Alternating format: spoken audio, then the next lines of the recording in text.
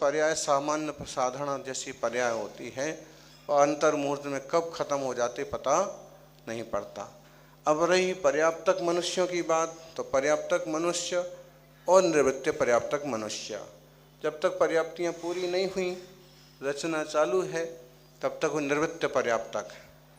पर्याप्तियाँ पूरी हो गई, पर्याप्तियाँ पूरी होने के बाद भी 8 वर्ष तक उन्हें सम्यक दर्शन की योग्यता नहीं मानी गई है। 8 वर्ष के बाद अगर वो अनादि मिथ्या दृष्टि है तो किसी योग्यता के कारण से यज्ञोपादान योगेन वह प्रथमोपशम सम्यक्त प्राप्त कर सकता है। प्रथमोपशम से क्षयोपशम भी प्राप्त कर सकता है। सादी मिथ्या दृष्टि है तो सीधा क्षयोपशम सम्यक दर्शन प्राप्त कर सकता है और क्षयोपशम सम्यक से क्षायक सम्यक भी प्राप्त कर सकता है। और एक बार क्षायक हो गया तो ये निश्चय समझिए कि तीसरे चौथे भाव में वो भाव से पार हो जाएगा, मुक्त हो जाएगा, सिद्ध बुद्ध हो जाएगा। ओम नमोस्तु गुरुदेव, नमोस्तु। यहाँ रोज स्वाध्याय होता है क्या? होना चाहिए। पाठशाला चलती है, चलना चाहिए। नमोस्तु गुरुदेव, नमोस्तु गुरुदेव, नमोस्तु गुरुदेव। गुरुदेव, श्री जी मंदिर में मान स्तंभ का क्या महत्व रहता है? उसके दर्शन से अपने को क्या पुण्य लगता है? देखिए, समोषण की जब रचना होती है तो उसकी चारों दिशाओं में मानस्तंभ होते हैं। और मानस्तंभ के संबंध में गौतम स्वामी की कहानी बहुत फेमस है कि बहुत बड़े ब्राह्मण पंडित थे और बड़ा उन्हें अभिमान भी था और महावीर स्वामी को भी ऐसे ही गिन रहे थे कि ठीक है, अपन चलते हैं और उन्हें समझाएंगे, उन्हें सही रास्ता दिखाएंगे। लेकिन आते आते उस समोषण के मानस्तंभ पर दृष्टि पड़ी तो उन्हें ये ज्ञात हुआ कि जिनका मानस्तंभ, जिनके समोषण का एक स्तंभ इतना प्रभावशाली है, वहाँ बैठे विराजी हुए जिन बिंबों का दर्शन करते करते कहते हैं उनका मिथ्यात्व नष्ट हो गया। तो ऐसे मानस्तंभ का ये बहुत प्रसिद्ध उदाहरण है। और ये भी प्रसिद्ध है कि जिनालय में सभी लोग नहीं घुस पाते हैं। तो जो लोग जिनालय के अंदर नहीं जा सकते हैं, जिनकी योग्यता नहीं है, जो मजबूरी हैं या आजकल समय की मजबूरी हो गई, तो कम से कम वो बाहर से मानस्तंभ के दर्शन करके श्री जिन मुख मुद्रा का दर्शन करके अपने चित्त को पवित्र कर सकें। तो समोषण में मानस्तंभ होते थे। फिर मानस्तंभ बनाने की परंपरा जिनालयों के साथ भी आई, क्योंकि जिनालय मानस्तंभ का ही एक रूप हैं, समोषण का ही एक रूप है जिनालय। तो उनके सम्मुख मानस्तंभ की संरचना का भी प्रावधान बहुत जगह देखा गया। ऐसे में मानस्तंभ होना, उचित स्थान हो, जगह हो, भावना हो तो मानस्तंभ बनाया जा सकता है। नमोस्तु गुरुदेव, नमोस्तु गुरुदेव, नमोस्तु। परम पूज्य आचार्य श्री के चरणों में बारंबार नमोस्तु, मुनिशन के चरणों में नमोस्तु, माता के चरणों में बंदनामी। परम पूज्य गुरुदेव, हम प्राय करके देखते हैं जिन मंदिरों में आजकल मर्यादा का अभाव हो गया है, लोग सिर ढक करके नहीं आते हैं तो सिर वो खुला होता है। और अगर प्रयास किया जाए कि अपन दुपट्टे टोपी रखवा दें मंदिरों में, तो कमेटी कहते कि हम कमेटी में चर्चा करेंगे, लोग कहते हैं हम कमेटी में चर्चा करके फिर रखवाएंगे, वो हटवा दिए जाते। तो मर्यादा का पालन करना कितना ज़रूरी है और सिर ढकना ज़रूरी है नहीं है, तो क्या आवश्यक है बताएं गुरुदेव। जब पूज्य पुरुषों के समीप जाते हैं तो विनम्रता से जाना चाहिए, सिर ढक कर के जाने का प्रावधान है। इंद्रलोक भी मुकुट तो उनके सिर पर होता ही है। अब ऐसा भी होता है कि चक्रवर्ती जब प्रभु के दर्शन करने जाता है तो मुकुट भी उतार के रख देता है। ऐसे एक तरफ देखें तो वहाँ बिना सिर ढके हैं, लेकिन वहाँ भी सम्मान प्रदर्शित करना ही अभिप्राय है। लेकिन मातृशक्ति में तो भारतीय संस्कृति में साड़ी पहनने की परंपरा है और जब कुमारिकाएं हैं तो उन्हें एक व्यवस्थित रूप से वस्त्र और दुपट्टा रखने की अनुमति है। तो उसमें सिर ढाका जा सकता है। सिर ढांक करके ही श्री जी के गुरु जी के समक्ष जाना चाहिए। भाई लोग टोपी लगाया करते थे, साफा बांधा करते थे, और समृद्ध हैं तो पगड़ी वगैरह लगाया करते थे, अपनी मारवाड़ी टोपी तो इस टाइप से होता था। बाद में सफ़ेद गांधी टोपी आ गई, तो ऐसे सिर ढकना का था। अब कुछ नहीं हो सकता है तो जब मंदिर के धोती दुपट्टा पहने हैं तब तो सिर ढकना ही चाहिए और भगवान की भक्ति करना चाहिए। विनम्रता का एक प्रतीक है। और मंदिर में धोती दुपट्टा जहाँ तक रखने की बात है तो अभिषेक के निमित्त के वस्त्र भले रखे जाएं, लेकिन व्यवस्था तो यह है कि अपने घर से ही शुद्ध वस्त्र पहन करके भक्ति भाव से द्रव्य सजा करके जिनालय जाना चाहिए। जो लोग सलवार सूट पहन करके आ रहे हैं उनके लिए दुपट्टा रख रहे हैं तो गलत है। ऐसा नहीं, खुद अपने जो इस टाइप के लोग हैं वे खुद ही अपने दुपट्टे रखें ना, खुद ही दुपट्टा लेके आए, पहन के आए। सूचना लिख दें, नहीं तो कि आप अंदर नहीं घुस सकते हैं, मंदिर की बाहर से ही करो। अब मंदिर में दुपट्टा रख ली, एक एक दुपट्टा सब ले गए, अगले दिन कोई दुपट्टा कौन रखे फिर। दूसरी बात है कि अब लेडीज़ों के कपड़े रखें कि पूजा करने वालों के वस्त्र रखें। इसलिए ये जागृति सब में आना चाहिए कि बेटियां जब मंदिर जाएं तो एक दुपट्टा भी उनके कंधे पर रहे, और जब जिनालय में प्रवेश करने लगी तब तो कम से कम सिर ऐसे करना चाहिए। ओम नमस्ते। गंगा से निर्मल धारा सम पावन जिनका जीवन है, मानवता की दिव्य विभूति तुमको सच्चत बार नमन है। जिनके मन में सदा लहराता प्रेम दया का सागर है, जिनका जीवन बना हुआ शांति सुधारत सागर है, जिनके मन में जलता शुभ करुणा का दीपक हर पल है, जिनके व्यवहारों में हंसता चंद्र चरित सुनिर्मल है, जिनकी वाणी बनी हुई खुद ही शीतलमय चंदन है, ऐसे गुरुवर सुनील सागर जी के चरणों में सच्चत बार नमन है, सच्चत बार नमन है। जय बोलिए गुरुवर आचार्य सुनील सागर जी महाराज की जय। गुरुदेव, अष्टानी का पर्व आ रहा है। अष्टमी का पर्व में हम सब नंदीश्वर की पूजा करते हैं, विधान करते हैं। देव भी कहते हैं कि नंदीश्वर में जाकर रात दिन पूजा करते हैं। तो गुरुदेव, नंदीश्वर में देव लोग कौन सी पूजा करते हैं और कौन सी भाषा में पूजा करते हैं?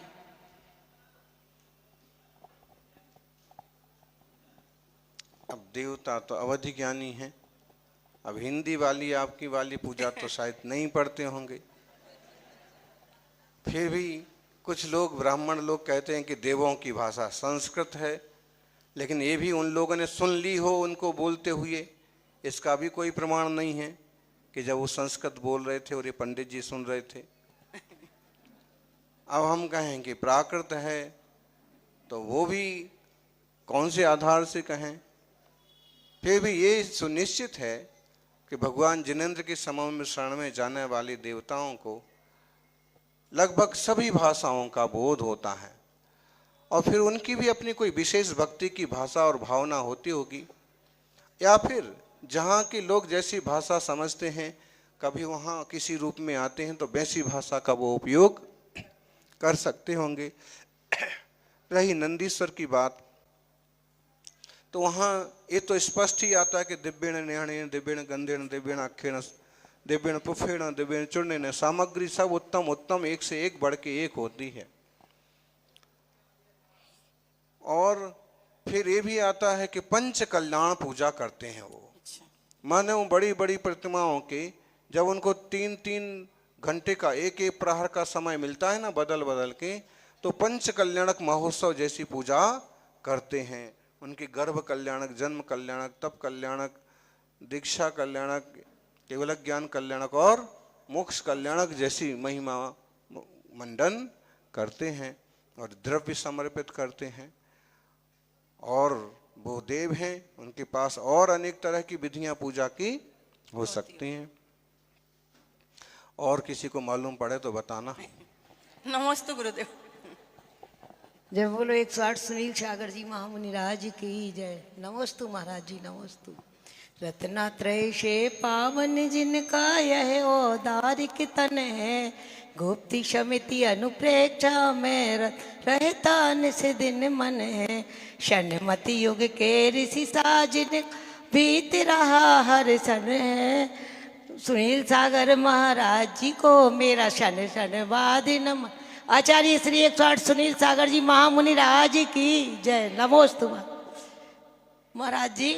कर्तव्य और अधिकार में क्या अंतर है, आप इसको समझाइए। बहू ने कछु कह दई का। कर्तव्य मतलब है कि आप जिस परिवार में हैं, जहाँ हैं, जिस समाज में हैं, वहाँ आपके क्या कर्तव्य हैं।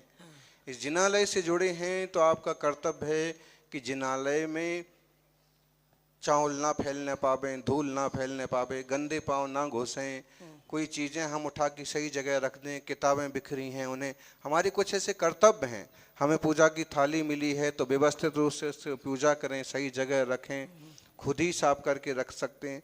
कर्तव्य मतलब वहाँ के लिए क्या ज़रूरी है। बच्चे हैं, घर में हैं, आपकी भूमिका माँ की है, सासू की है, तो बहू के लिए किस टाइप का व्यवहार उचित रहेगा, कैसे इसको संभालें, कैसे इसको प्यार दें। पोते हैं, पोतियां हैं, इनको किस ढंग से, वो सब आपके कर्तव्य में आएगा। लेकिन अधिकार होता है कि अब आप माँ और सासू की भूमिका में पहुंच गए हैं तो एक तरह से जब आपके ऊपर आपकी सासू वगैरह नहीं रही तो आप परिवार की मुखिया जैसे हो गए। जो श्रीमान जी हैं वो परिवार के मुखिया हो गए। मातृशक्ति में आपकी भूमिका मुखिया की हो गई, वो अधिकार हो गए आप। अब आप चाहें तो अधिकार का कठोरता से प्रयोग करें और बच्चों को, बहुओं को, नाती पोतों को हमेशा डांटते डपटते रहें, ऐसा कर दिया, वैसा कर दिया, ऐसा है तो वैसा है तो। एक अधिकार जताना ऐसा भी होता है। दूसरा है कि अब जब हमारा अधिकार है ये, तो हम कर्तव्यों को और पैना करें कि सबको प्यार भी बांटें, सबके नज़र में हमारा थोड़ा सा भय भी बना रहे। और प्यार स्नेह से जो भय पैदा होता है वो ज़्यादा महत्वपूर्ण होता है। जैसे उनके ये भय रहना चाहिए कि माँ क्या सोचेगी, सासू माँ क्या सोचेगी अगर मैं ऐसा करती हूँ तो। वो भय वाला आपका इतना स्नेह है कि उनको इस चीज़ का डर रहना चाहिए कि उनका प्यार मेरे लिए कम ना हो जाए। डर वाला डर तो आजकल तो ही नहीं डरता। अगर उनको इस चीज़ का भय रहे कि मम्मी बोलना बंद ना कर देवे, देखना बंद ना कर देवे, ख्याल रखना बंद ना कर देवे, तो ये अधिकार का इस टाइप का भी माहौल बनाया जा सकता है कि आपका अधिकार भी चले, लोग आपको स्वीकार भी करें और सबका जीवन एकदम मंगलमय बने। नमोस्तु महाराज जी। आचार्य श्री को त्रिवार नमस्तु, माता जी को बंदामी। आचार्य श्री एक छोटी सी शंका है। हम लोग जो अभिषेक करते हैं, कभी जैसे कभी विशेष पर्व होता है उसमें अभिषेक करने वालों की तादाद बहुत ज़्यादा होती है, 200-300 लोग होते हैं, कलश बड़े हैं, 200 ग्राम जल आता है एक कलश में, तो क्या हम उसको आधा भर के देते हैं तो वो उचित है या पूरा भर के देना चाहिए? कलश तो पूरा भरना चाहिए। तो आचार्य श्री फिर उसमें गंधोदक बहुत मात्रा में बन जाएगा। अरे उसकी फिक्र नहीं करो। अब वो देखो क्या सुरपति ले अपने शीश जगत के ईश गए गिरिराजा, जा पांडुक शिला विराजा। वो कलश कैसे? 4 योजन चौड़ाई वाले, 10 योजन गहराई वाले, 1 योजन मुख के कलश भरे, धोरे जिन माथा। बताओ अब इतने बड़े तो नहीं है आपके कलश। तो फिर ऐसा करना चाहिए कि कलश छोटी, जिस दिन ऐसे लगता है कि बहुत लोग करने वाले हैं तो पहले से ही छोटे वाले कलश रख दिए और छोटे कलश पूरे भरो, भले वो कलश छोटा हो। जैसे आज अभिषेक दे रहे थे, अभिषेक दिया कि एक जनों का सिर गीला ना हो बे, तो ऐसे छोटे माने ताकि वो बहुत ज़्यादा जल का भी, गंधोदक का भी विकल्प ना बने और सबको आनंद आए कि हाँ पूरा। क्यों? अब वो कलश बढ़ा दिया, आधा दिया, जब वो देखता है तो वही कहता है अरे आधा ही भरा था, उसको ऐसे अधूरापन महसूस होता है। और फिर जब वो ढारने को तैयार होता है और आप पीछे से उंगली करते हुए इसको दो, इसको दो, वो उसका भाव है कि इतना ही सा मिला तो चल इसको तो पूरा ढाल लो। इसलिए छोटे रख दिया, एक हाथ में आएगा और 5 सेकंड में खाली भी हो जाएगा। व्यवस्थाएं सोच करके चलना चाहिए। ओम। आचार्य श्री के चरणों में कोटिशय नमन वंदन अर्पण। सभी मुनि संघ के चरणों में नमोस्तु। माता जी को वंदामि। आचार्य श्री, मेरा एक सामाजिक प्रश्न है कि नए घर में प्रवेश करते टाइम धर्म सम्मत हमको कैसे उसमें प्रवेश करना चाहिए? सामान्य सी विधियां हैं, आजकल जैन विद्वान भी इस विधियां करवाते हैं। तो वास्तु वगैरह की पूजा का भी विधान आ गया है, शांतिनाथ भगवान की शांति विधान की आराधना है, और सही समय में योग्य मुहूर्त में और उचित रीति नीति से गृह प्रवेश करना चाहिए। बहुत ज़्यादा प्रदर्शन, बहुत ज़्यादा तमाशेबाजी से भी बचना चाहिए। बाकी जब आप एक अच्छा काम कर रहे हैं तो साधर्मियों को मालूम पड़ जाए, कुटुंबियों को मालूम पड़ जाए, उनकी भी एक तरह की तृप्ति हो, इस तरह का माहौल बनाना चाहिए। बाकी अति प्रदर्शन से और कहीं त्रसघात हो, इस तरह की चीज़ों से बिल्कुल ही बचना चाहिए, सावधानी रखना चाहिए। आजकल कई बड़े बड़े परिवारों का रिवाज हो गया कि बड़े परिवार हो गए, अमीर हो गए, तो कई बार शराबखोरी तक कर डालते हैं। ऐसे दोस्त भी आएंगे, ऐसे शादी में ये भी आएंगे, घर प्रवेश में हमने उनको भी बुलाया तो उनको तो ये चलेगा। तो ऐसे जैन धर्म के अनुसार भोजन पानी की व्यवस्था हो, उचित लोग ही निमंत्रित हों, विधि पूर्वक वास्तु वगैरह हो। भगवान जिनेंद्र अगर घर पहुंचने की योग्यता है तो सुंदर सा जिनबिंब, और वैसी योग्यता या परिपाटी नहीं है तो यंत्र वगैरह जाएं, भक्तामर जी के पाठ हों या नमोकार के पाठ हों, विधान हो, ताकि वहाँ की कोई दुविधाएं या बाधाएं हों सब दूर हों, और फिर आपको वहाँ रहने के बाद किसी तरह का विकल्प ना हो। और श्रावक को इसी भावना से भवन बनाना चाहिए कि यहाँ मुनि राजों की भी पड़गान हों, उनके चरण पड़ें, तो उससे बड़ा फिर कोई मुहूर्त नहीं होता। ओम। नमोस्तु आचार्य। नमोस्तु। आचार्य श्री, हेलो आचार्य श्री, अभी हमारे यहाँ पे माता जी का विहार चल रहा है और माता जी के पाँव में चोट है। अभी वो जहाँ रुकी हुई है वहाँ मंदिर से 4 किलोमीटर दूर है, तो वो जिन दर्शन करने नहीं जा सकती हैं। तो क्या मंदिर से मर्यादा पूर्वक श्री जी को ले जाके अभिषेक दिखा के और वापस मर्यादा पूर्वक विराजमान करने कर सकते हैं? कर सकते हैं। देखिए, जैन शासन बहुत ही सुलझा हुआ है, लेकिन कुछ मुल्लापंथी लोग ना ऐसा बखेड़ा खड़ा कर देते हैं कि समझ लो आपके दादाजी मंदिर नहीं आ पा रहे हैं। आज तक उनका धर्म ध्यान का नियम था, देव दर्शन का नियम था।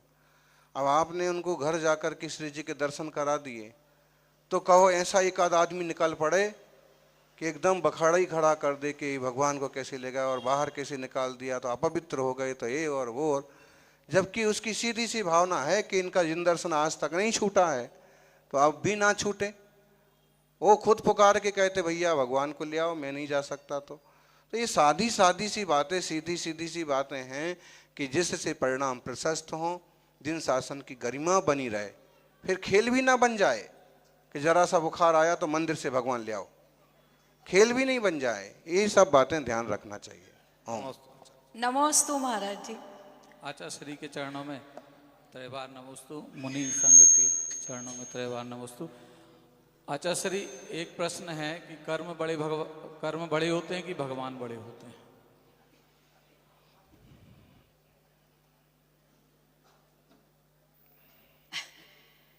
सबकी भूमिका अपनी जगह होती है। भगवान जिनेंद्र, उन्होंने सब कर्मों का नाश कर दिया, सब विकारों से मुक्त हो गए, लोकाग्र पर वास करते हैं, शुद्धात्मा हैं, तो वो तो सबसे बड़े हैं ही। लेकिन अगर जड़ की तरफ से, कर्म की तरफ से बात करो तो ऐसा भी अपने को पढ़ने सुनने को मिलता है, जे कर्म बड़े बलवान टरत नहीं टारे हैं। तो अब ये कर्म बड़े बलवान है किन के लिए हैं? अपने जैसे जीवों को। जब तक पूरी खबर नहीं है, सक्षम नहीं है, पुरुषार्थ जागृत नहीं हुआ, पुरुषार्थ जागृत हुआ, रत्नत्रय प्राप्त हुआ, तो फिर वो हमारे लिए भी बड़े नहीं रह जाते। फिर यहीं आपको ऐसे मुनि मिलते हैं कि सारे विकारों को, मोह को जीतते हैं। पारसनाथ जैसे मुनि 7-7 दिन उपसर्ग चले, असाता चले, कभी अयस चले, तब भी घबराए बिना अपना ही आलम्बन लेकर के सारे कर्मों को नष्ट करके और अरहंत सिद्ध हो जाते हैं। तो जब तक खबर नहीं है, देखो भैया,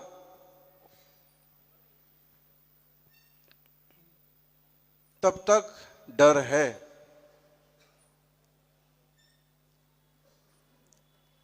जब तक सपने में हैं आप और सपने में दिख रहा है शेर, सपने में इतनी बुरी तरह से आप डर गए भूत देख करके, शेर देख करके कि कांपने लगे, चीखने लगे। अब पास में कोई और सोया था, उसने आपका ये हाल देखा तो उसने झकझोर करके, और क्या कर रहे, क्या हुआ?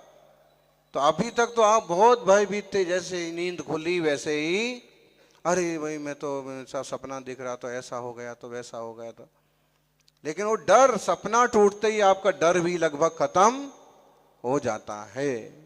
वैसे ही कर्मों का है। सम्यक दर्शन भेद विज्ञान हुआ तो कर्मों का जो जंजाल है ये भी ढीला पड़ जाता है। ओम नमोस्तु महाराज जी। महाराज जी, मेरा प्रश्न है कि दूसरे के चौके में जाकर आहार देने का क्या फल मिलता है? उसका जो कुछ भी फल मिलता है वो दूसरे ही को ही मिलता है। अब इसकी आवाज कम कैसे हो गई हैं?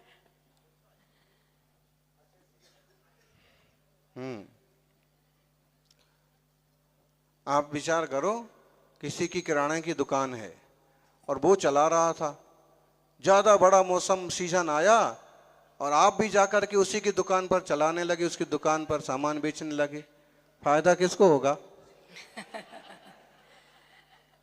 नहीं महाराज जी, किसी का घर बहुत दूर रहता है या उदाहरण वो ही लगा थोड़ा। नहीं सकते चौका, तो वो अब जो भी है आप देखो, अब ये बात जरूर है कि जब वो चलते चलते वो कहे यार भैया तुमने मेरी बहुत हेल्प की, चलो ये 200 रुपये तुम भी रख लो। बाकी ये है कि खुद अपने यहाँ करना सबसे बढ़िया बात है, और किसी कारण से वैसा संभव नहीं होता है तो धर्मात्मा जीवों का परिवार में जाके उनका सहयोग करके फिर उनके साथ पड़गाहन करके आहार वगैरह देने की वृत्ति तो रखना ही चाहिए। नमस्ते आचार्य। नमोस्तु आचार्य श्री। आचार्य श्री, बाकी जिस चौकी में हम जाते उसमें नहीं जाना चाहिए, बहुत पहले ही से भीड़ हो जाते। ये हाल हो जाता है कि श्रावक जो है बाहर वाले अंदर और अंदर वाले बाहर, और जिनको आहार देने के लिए आए हैं वो बेचारे सड़क पर खड़े, ये सब अंदर जाके रूम फुल। ऐसा घर वाले लोग चिल्ला रहे कि भैया हम घर वाले हैं, लेकिन जो भीतर गए हैं वो तुम बोलते तुम घर वाले हो, हम भीतर वाले हैं।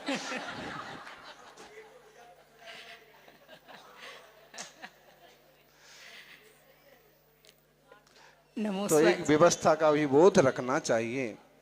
ऐसे गुरुवर बताते थे कि एक बार वो भी परम तपस्वी आचार्य सन्मति सागर जी 10-10 उपास के पारणा 8-8 उनको लगभग ऐसे ही चलता था, एकांतर तो चलता ही था, उसमें भी केवल छाछ पानी। तो बोले एक बार पारणा हो रहा था, तो शायद वो इंदौर की घटना होगी शायद, जहाँ तक, तो बोले कि बहुत लोग इकट्ठे हो गए, जैसे तैसे करके बाहर निकाला, बाहर निकालते निकालते फिर जो साथ में 1-2 जने खड़े रहते उनने कहा कि भाई देखो जो लोग घर के हैं वो खड़े रहो, और बाकी जो बाहर के हैं वो सबका हो गया, बाहर चलो। तो फिर भी देखा कि घर वालों में भी कुछ ज्यादा ही दिख रहे। तो उसने एक से पूछा कि तुम भी इसी घर के हो, तुम घर वाले हो? तो घर वालों ने सिर हिलाया कि ये घर वाला नहीं है। तो उसको कहा क्यों तुम घर वाले हो? उसने कहा भैया मैं भी तो आखिर किसी का तो घर वाला हूं।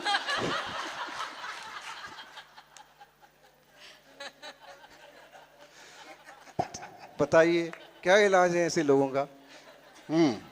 नमोस्तु आचार्य श्री, सत्संग को नमोस्तु।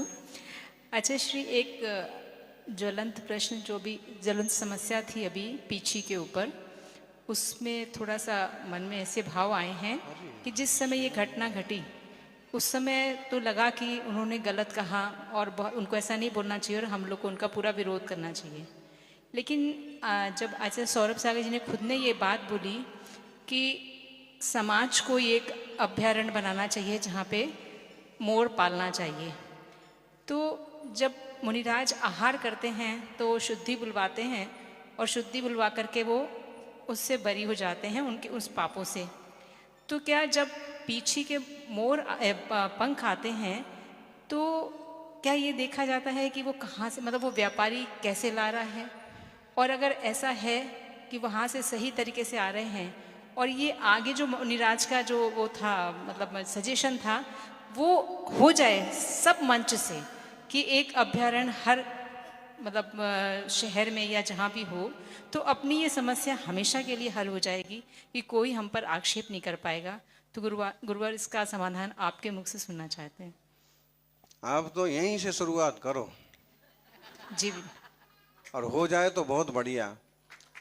कुछ कुछ जगह कुछ लोगों ने कर रखा है, और जहाँ तक ज़्यादातर जो पंख आते हैं राजस्थान के 2-3 परिवार हैं, और उनकी खुद की उनसे पूछें तो उनका भी यही है कि हमारे गाँव में बहुत सारे ग्राहक हैं हमारी दुकान के, और फिर वो ग्राहकों को या किसानों को हमने बोल रखा है वो थोड़े थोड़े इकट्ठे करते हैं, और फिर थोड़े थोड़े करके हमारे पास इकट्ठे होते साल भर में, और फिर वो पंख मुनिराजों के पास जाते हैं। फिर भी इसका अभ्यारण्य जैसा विचार अगर सफल हो तो अच्छी बात है, जीव दया का पालन हो। जय बोलिए 24 तीर्थंकर भगवान की नमोस्तु सागर जी महाराज की जय, समस्त आचार्य संघ की जय। जल्दी से बोल लीजिए, कोई छोटी सी बात हो तो। नमस्ते महाराज जी, नमस्ते महाराज जी। मेरा ये प्रश्न था कि कैलाश मानसरोवर यात्रा करने का क्या महत्व है? कैलाश मानसरोवर यात्रा बहुत ही महत्वपूर्ण है। जैसे गिरनार जी, जैसे शिखर जी, आज भले हमें वहाँ के साक्षात जिंदबिंद नहीं दिखाई देते हैं, लेकिन प्रभु ऋषभ की विहार भूमि है, कभी दर्शन का योग बने तो करना ही चाहिए। ओम।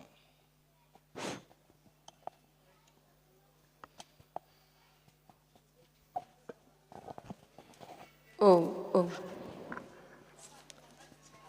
सागर जी महाराज की, परम पूज्य चतुर्थ पट्टाधीश श्री चक्रवर्ती आचार्य भगवान श्री सुनील सागर जी गुरुदेव की।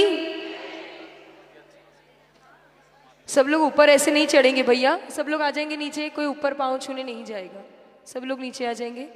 ओम। आरती प्रज्वलित कर दीजिए, और थोड़ा दूर दूर, आज भी बोल रहे हैं, थोड़ा दूर हो जाइए, पीछे से। हाँ, बड़े फैल के अच्छे से, इतना विशाल पांडाल है और जगह है, तो हम बड़े भक्ति के साथ।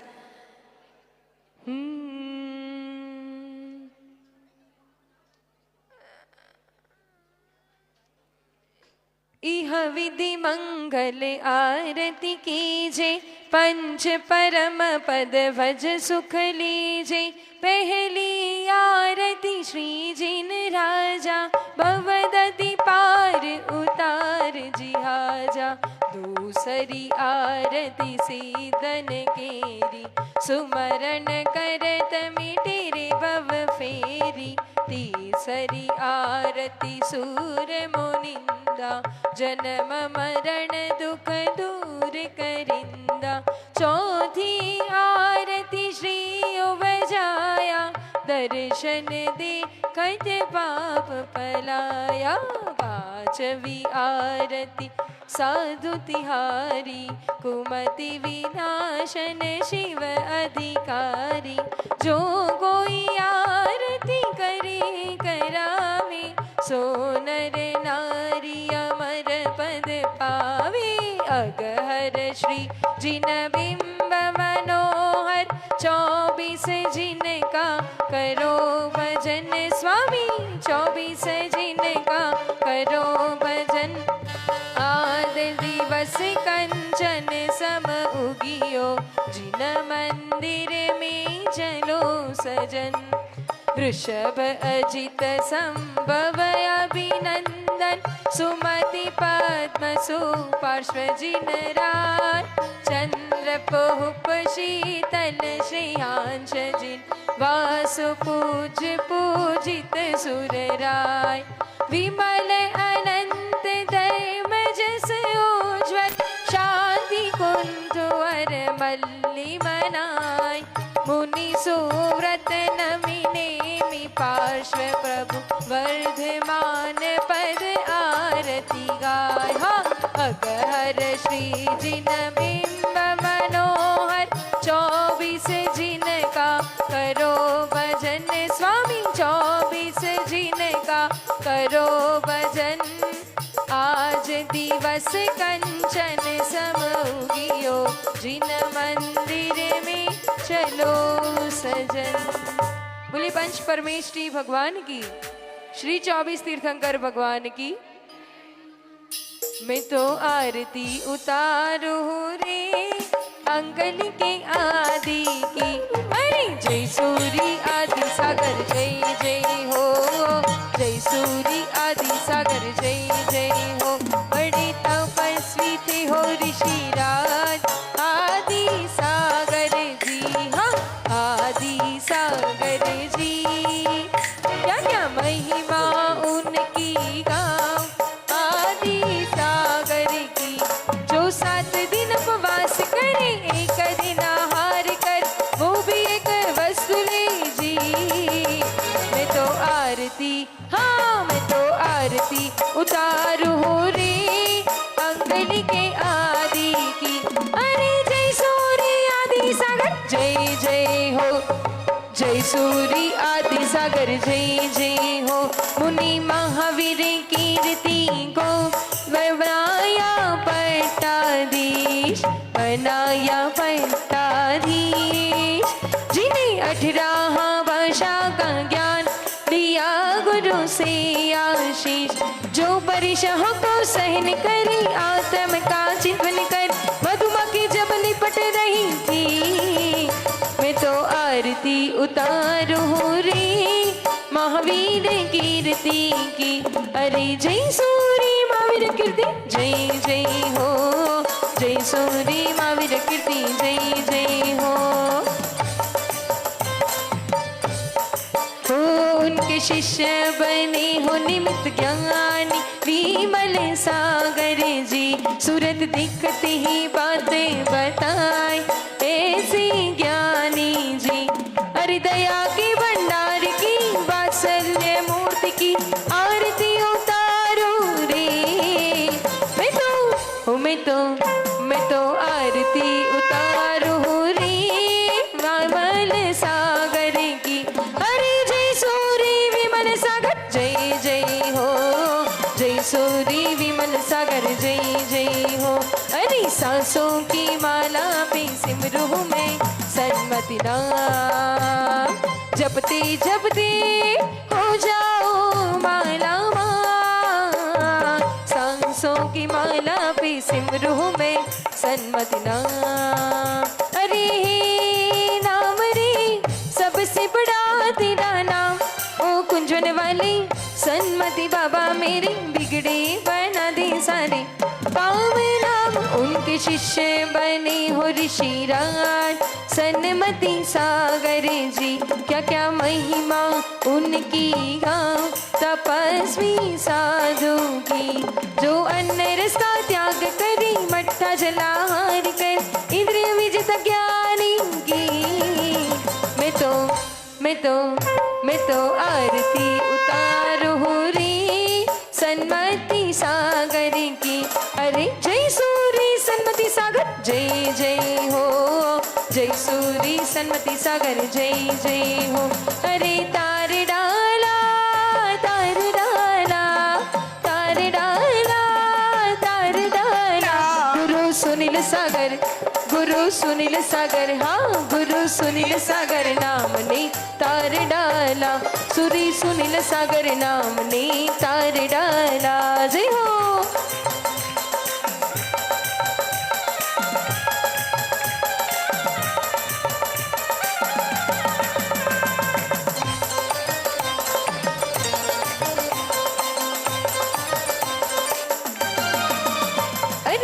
मच गया शोर सारी नगरी में, सारी नगरी में।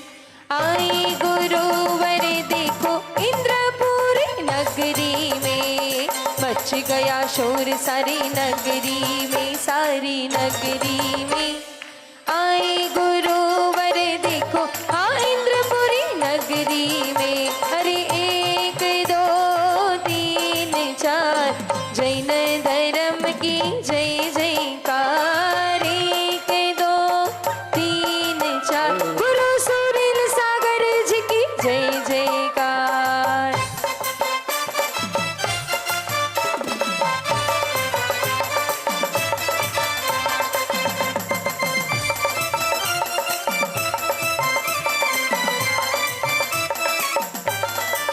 चतुर्मास आया रे हाँ आया, देखो धर्म की गंगा को लाया।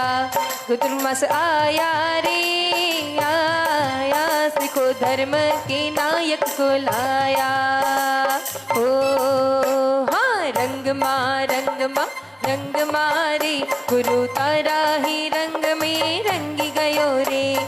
आया मंगल दिन मंगलयम, अरे आया मंगल दिन मंगलयम सर। भक्ति मातारी हम झूमी रया रे, हम झूमी रया रे। गुरु तारा ही रंग में रंगी गया रे। गुणगान करो रे, गुणगान करो रे, गुणगान करो रे, गुणगान करो रे। हम जैन कुल में, हम जैन कुल में जन्मे, गुणगान करो रे। जय हो।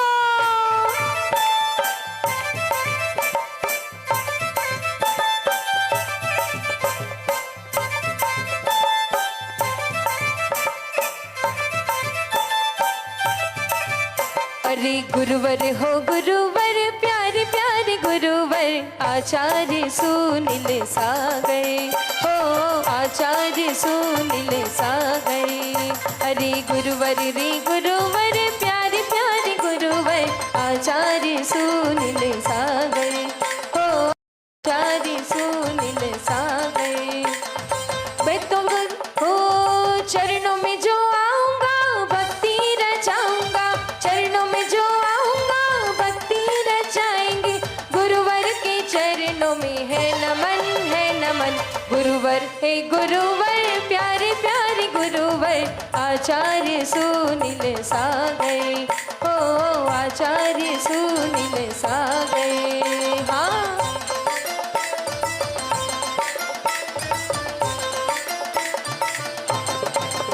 हरि ओंकार मई वाणी गाजी रे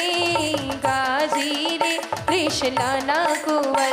अरे हालो ने सुनवा जइये हालो, हालो ने इंद्रपुरी जइये वाणी। सुन ये रे गुरुवाणी रे, गुरुवाणी रे हम सुनते हो। मेरा पद सुनील सागर को दे बताया संगपति को, जो प्रकृति भाषा में रचते हैं ग्रंथों को, जो प्रकृति में उपदेश देते भव्यों का उद्धार कर, मौन से रहते जो हो। मैं तो आरती जय हो, मैं तो आरती उतारू रे सुनील सागर की। अरे जय सूरी सुनील सागर, जय जय हो, जय सूरी सुनील सागर। बोले परम पूज्य आचार्य भगवान श्री सुनील सागर जी गुरुदेव की।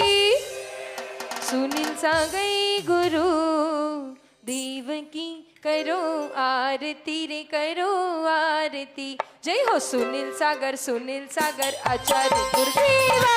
आए हैं चरणों में हम दो चरणों की सेवा।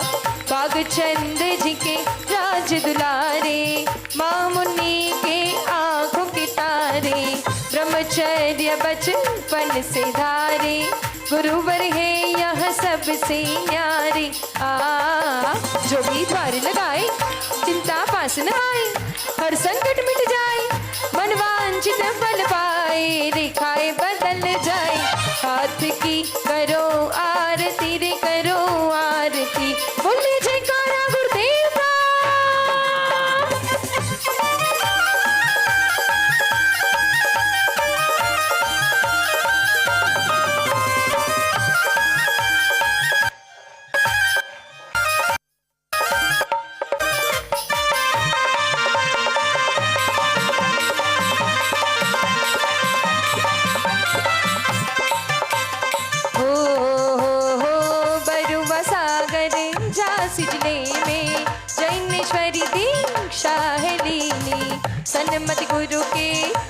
कमलों से महावीर जयंती पतित पाविनी आदि गुरु के वंशज महावीर कीर्ति संभव 36 गुण को धरते पट्टाचार्य बना कर समाधि गुरु ने है साधली करो आरती रे करो आरती। अरे छोटे छोटे शिष्य है पर बड़े होशियार, छोटे छोटे शिष्य है पर बड़े होशियार। आचार्य सन्मति अरे आचार्य सन्मति सागर, अरे आचार्य सन्मति सागर तेरो संग है विशाल, अरे आचार्य सन्मति सागर तेरो संग है विशाल। जयकारा गुरुदेव का।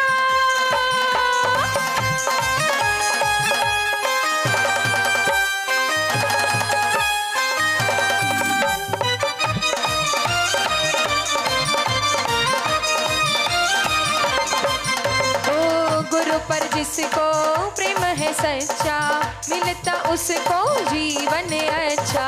कहने से पहले लिख देते रत्नत्रय व्रत आदम रक्षा।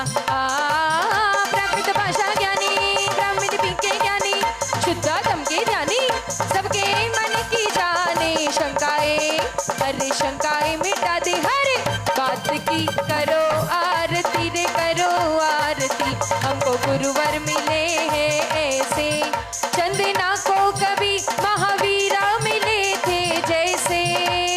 जयकारा जयकारा जय जयकारा जयकारा जय जय जयकारा जयकारा जयकारा जयकारा जयकारा। जोर से लगाओ जयकारा दोनों हाथ उठाकर। बोले आदि सागर की, बोले महावीर कीर्ति की, बोले विमल सागर की, बोले समुद्र सागर की, सुनील सागर का जयकारा। जरा जोर